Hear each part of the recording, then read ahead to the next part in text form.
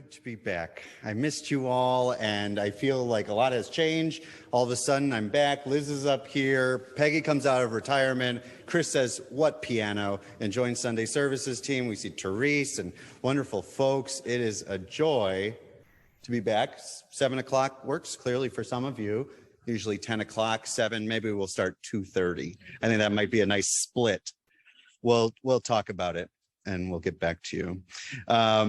I'm the Reverend Nick Cable, and I'm so grateful to serve as your minister, entering now our 6th year of ministry together. And that's rounding up as I learned, so that we're closer to 10, and I look forward to all the years to come. Tonight we have a wonderful different type of service. Not only is it later in the day, but we hope this service offers some space for meditation, opportunity to kind of ground yourself in your own stories as we kind of wait as the sun is setting. After the service, you might look ahead a little bit and notice that, or towards the end of the service, we're going to be going outside if you care to join for a lovely walk as the sun sets.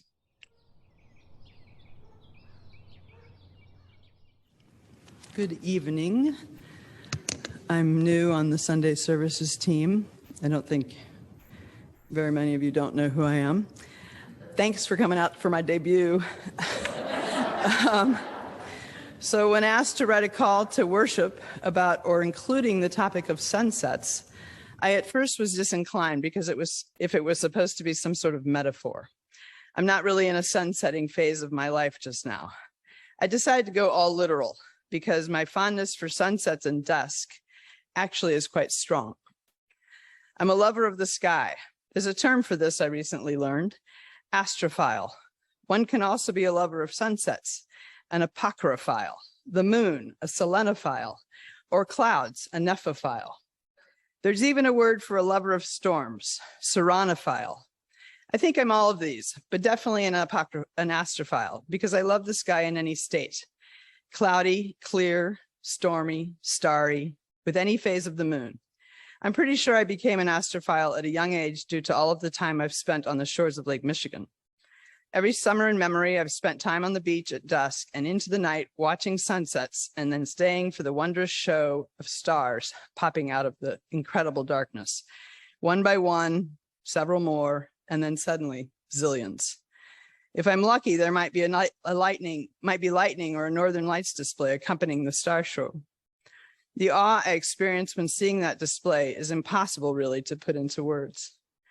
The sky show begins before dusk, and it can go in any or many directions depending on the mood of Lake Michigan, the wind, and all accompanying magnificent natural phenomena. The late afternoon evening sky can be clear, and then an hour later, big billowy or dark stormy clouds might roll in. As an astrophile, one knows that clouds are going to create an entirely different colorful display. I consider the sky watching I do imperative and a ritual honoring the earth and its wondrousness. I try to look at the sky as frequently and with as much appreciation from our property here in Bartholomew County. And although it isn't influenced by the big lake, it is still beautiful and awesome most days and nights. Every sunset brings joy, and for me as an astrophile, it's actually a beginning. I love the night sky as well as the evening, day, and morning sky. So a sunset, every sunset, no matter how mild or how dramatic, is the beginning of another night, and then of course, another day. So I guess it is sort of metaphorical. Every sunset, every night sky, every day is new and full of beauty and wonder and waiting to be savored. Come, let us listen and wonder.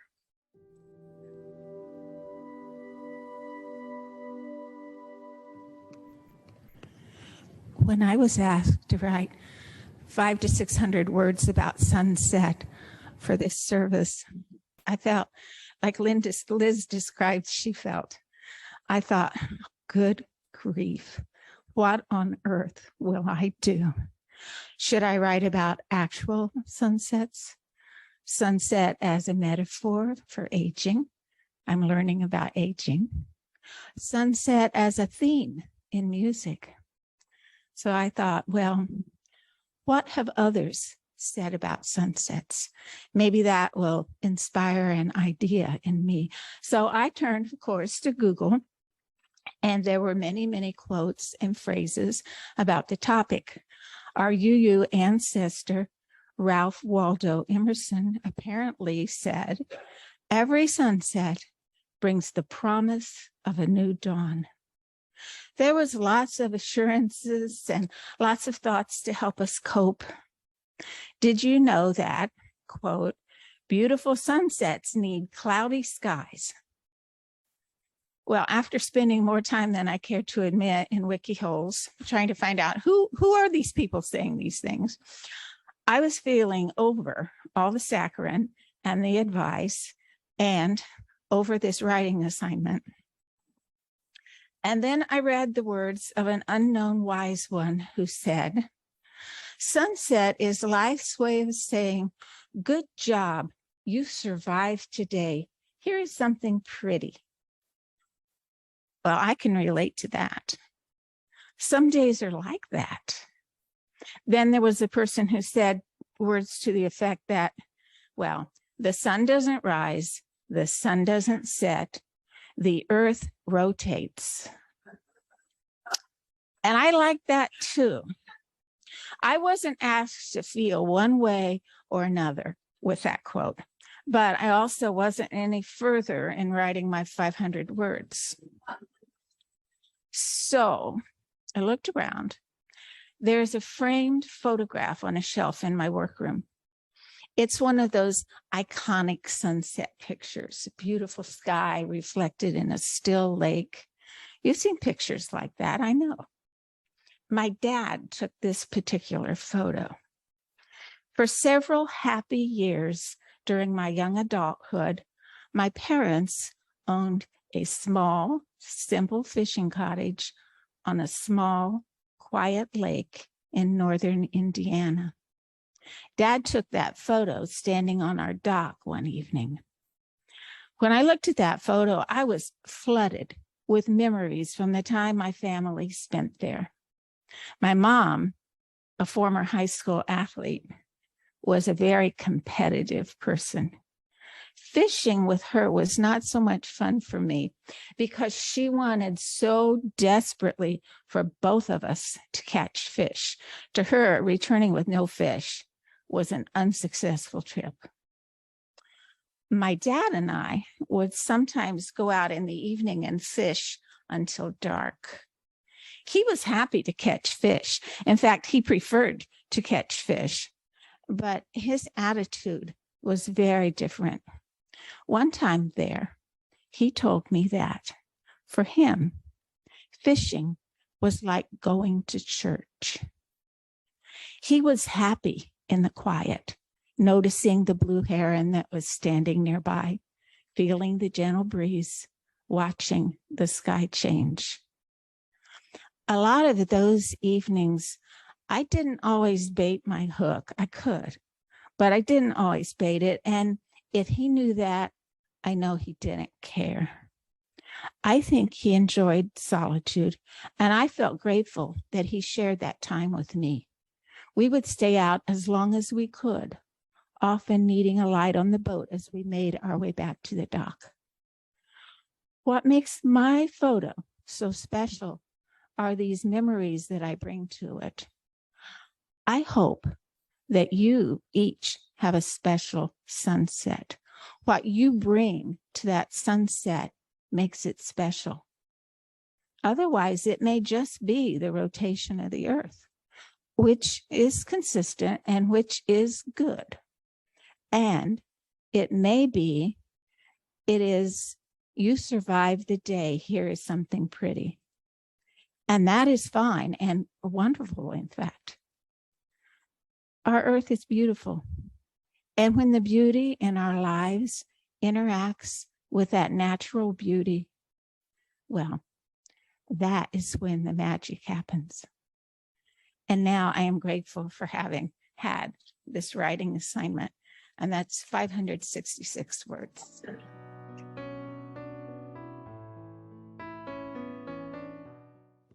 I think that Liz, in her call to worship, really framed it nicely, and she mentioned that she tried to decide in the beginning whether to take a maybe a literal approach to sunsets or a metaphorical approach to sunsets. And she did a great job of taking a literal approach and shaping that in a very beautiful way. I'm at the opposite end. This is not a literal approach to the idea of sunset. In fact, in the story that I'm going to share, I don't even use the word sunset. So I opted for a more metaphorical approach. When I think about sunsets, this isn't the start of the story yet, but when I think about sunsets, it seemed to me that sunsets often mark the end of something, whether it's the end of the day or the end of a child's outdoor playtime or the end of some sporting events or even the end of a life. And in this story, with the help of a friend, someone comes to understand that even in the face of a sunset, we can still think about new beginnings and what lies ahead. So here's the story. Many of you know that I do tours. I'm a volunteer tour guide for the Visitors Center. And I've done that for many, many years, actually since 2004, shortly after Judy and I moved to town. Now, I did take a break during the pandemic, and I don't think I did any tours for about 2 years. But a couple of months ago, I got back to it and have done a number of tours since then. And I always enjoyed giving the tours because I enjoy meeting people from across the United States or even around the world as part of that process. So at the conclusion of a tour about 3 weeks ago, I engaged one of the visitors in conversation.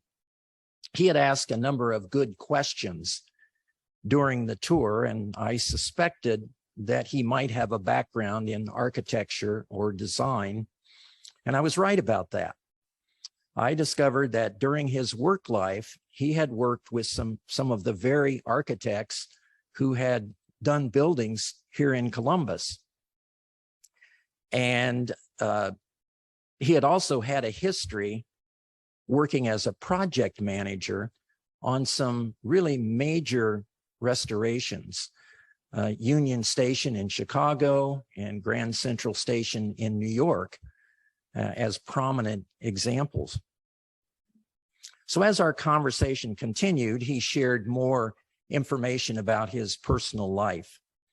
About 2 years ago, his wife of 49 years passed away, and she herself was an architect. And he'd spent the bulk of the 2 years since then traveling, often randomly, across the U.S. Much of that time, he had lived out of his car. He said that he had covered approximately 30,000 miles on his 2-year odyssey. It was his lifelong interest in design that prompted his visit to Columbus. As our conversation seemed to be ending, I wished him well in his travels, but said that I had a final question for him. "Where are you headed next?" I asked. And his answer surprised me. He said, "I'm headed to Boston to get married." As it turned out, he was marrying someone that he and his wife had known for many years and with whom he had reconnected after his wife's passing. He shared this news with an old friend, but admitted to some lingering doubts. Maybe it's too soon, or maybe I'm too old. I thought that his friend had the perfect response. There's a reason why the windshield of a car is so much larger than the rearview mirror. So as I reflected on that, I think he was saying, go forth and enjoy life to its fullest, even if into a sunset.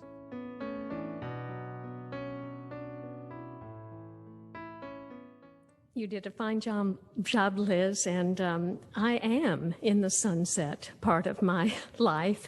In fact, in my lifetime, I've probably seen thousands of sunsets in my 74 years, mostly over Indiana cornfields. But there were a few exotic ones that luckily I got to share with my husband, Denny. The observatory at Mauna Kea in Maui at 14,000 feet, which claimed to be the most spectacular for its color. All I remember is that we were freezing to death because it was summertime, and up that high, it's still very cold, and nobody told us we needed to bring our winter coats. And then we saw a sunset of the Eiffel Tower from the apartment of one of his co-workers who lived there. And that was probably one of the most romantic sunsets I've ever seen.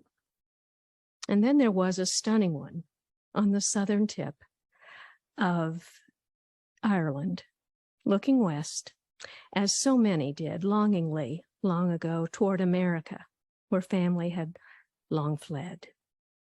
But in spite of all of these, the best one of all happened on a 4th of July evening after a hot day of swimming and barbecue and games in the backyard.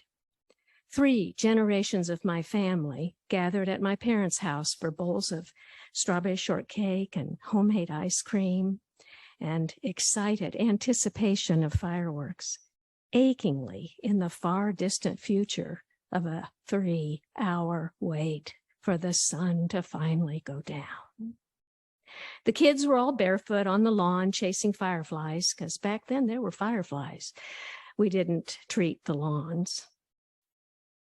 Parents were hustling up dessert preparations and cleaning up, and grandparents were setting up lawn chairs on the driveway and pointing west, of course. My dad settled into his favorite lawn lounger, breathed a heavy sigh, and then all of a sudden he sprung from his seat and he darted into the house, returning with a tripod and a camera.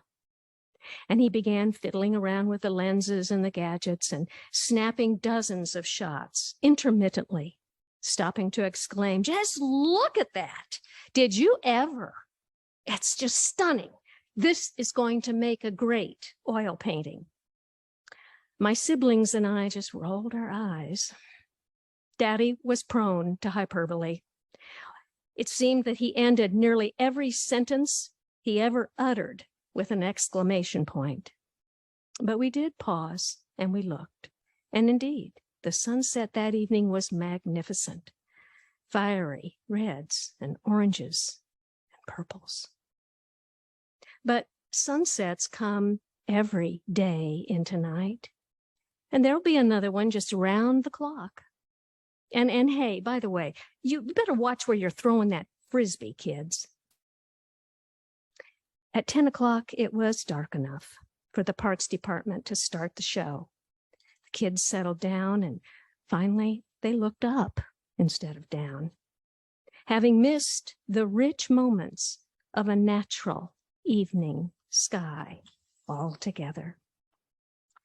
Well, the parents all oohed and awed at the sprays of sparkles in the night sky. It was their reward for surviving another long day. A reprieve before the tasks of bedtime routines erased all that momentary beauty. My mother sat there quietly smiling at the kids and reveling in the memory of her own childhood and ours, when the firecrackers and sparklers were just the best thing ever. But my dad was still back in the house, reviewing his photos. For him, the show was over way before the firecrackers. The best part of the evening was the display that the sun put on, quietly making its own subtle statement about the fleeting passage of time and the continuity that brings 3 generations together, each in their own way, but making a solid memory. Each age reflecting a perspective that the others couldn't touch. Granddad, you missed it. No, honey, he said. I got it right here, tapping his temple and then his heart.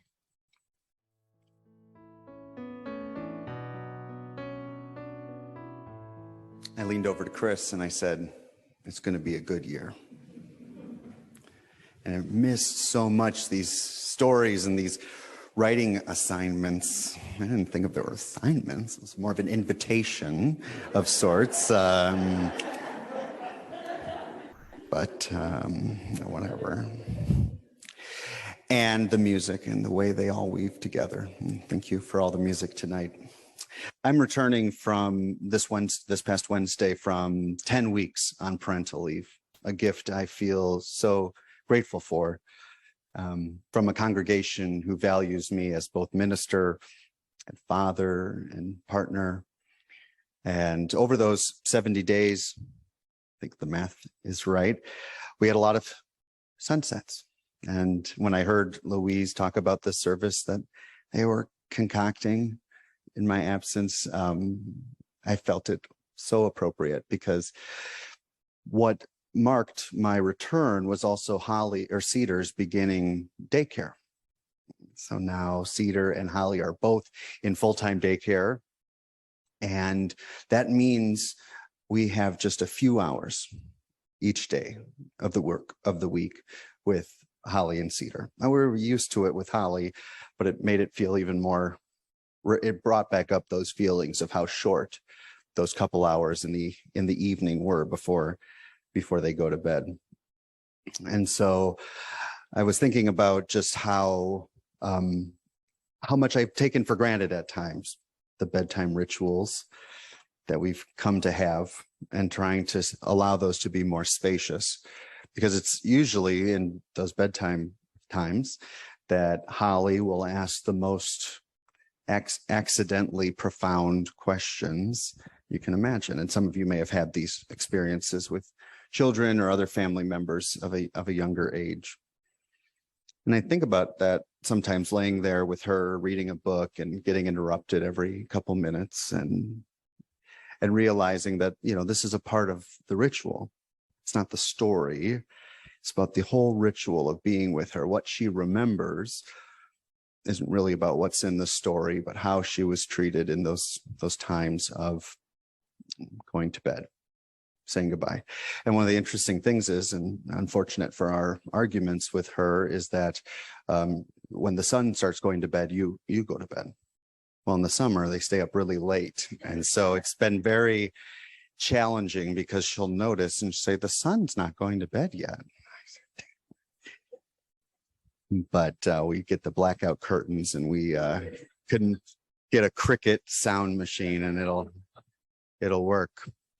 So, but we lay there, and she asks questions, and sometimes, interestingly, she'll kind of all of a sudden be scared or nervous about something. And, but in that moment, it's kind of a beautiful opportunity to talk about kind of what's scary or what's fearful about going to sleep or going to bed, or being in the dark. And little does she know, she's tapping into a huge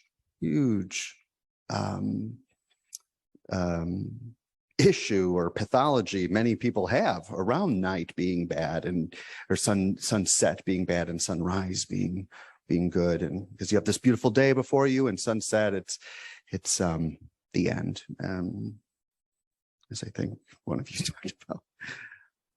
And so what I've been embracing is really trying to celebrate with her the beauty that comes in the night of having the story time, and being able to slow down and sing some hymns. She asked me to sing the church song. So we got Peace Like a River. We've got This Little Light of Mine, with added verses that I made up, and a classic Humpty Dumpty, which is very short, but it's a favorite. So, and after inevitably she dozes off to sleep, Usually I'll just lay there a little bit. By this time, sometimes it has sunset, which feels like there goes my evening. But actually, it's such a beautiful time to just kind of lay there and listen to her breathing and being at peace and wondering what dreams may come that night. And so even though Cedar and Holly are going into this next chapter, and I feel like I'm sort of ending the very intimate time of that spaciousness that you all have given me, I'm also just trying to remain open to what is possible on this side of night.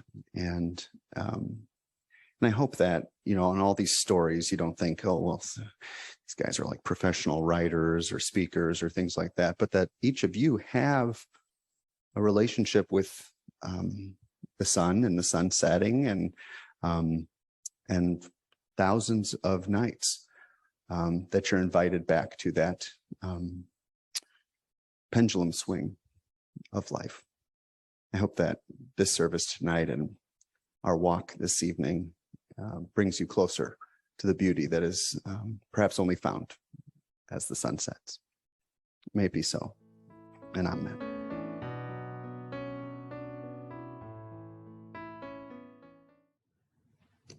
So now we will walk in a silent procession to our chalice labyrinth.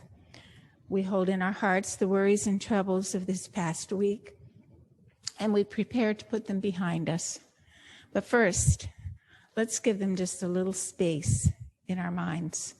We walk in silence so our fellow walkers can say a fond farewell to their favorite worries too. Now, if you feel like you are a slower walker, please take the lead in this procession, following our worship associate, Liz Nolan Graven. You will help to set a thoughtful pace for the walkers behind you. If you get out and choose not to walk the labyrinth path, you're welcome to take a seat nearby and participate in your own way. As you arrive at the labyrinth, take a moment to be sure you are ready to let go of those worries and troubles that you have brought with you. When you are ready, enter the labyrinth at your own pace with an open mind, ready for whatever thoughts and feelings may come up. When you come to the center of our labyrinth, stay for a moment or two to open your heart and mind and relax. You may contemplate the chalice flame that we have brought with us, or think about what this community means to you, or consider your hopes for the coming days, or entertain whatever thoughts that are yours. When you are ready, exit the labyrinth by retracing the steps you took to arrive. We will follow the custom of maintaining silence and isolation as we encounter others in the labyrinth, so that all may be open to receive the thoughts and feelings that come up. If two people should meet in the same place on the path, one will just silently step to the side to allow the other to pass, and then both resume their walk. Now, there are a few chairs and benches in the labyrinth area. When you have finished your walk, take a seat if you need one. Please wait until all have finished their journey. We will then close this evening service by singing our fellowship hymn. So you may want to take the order of service with you if you have not memorized yet the words. We will close the service. Reverend Nick will have a few final words, and Sandra will sing to us. So.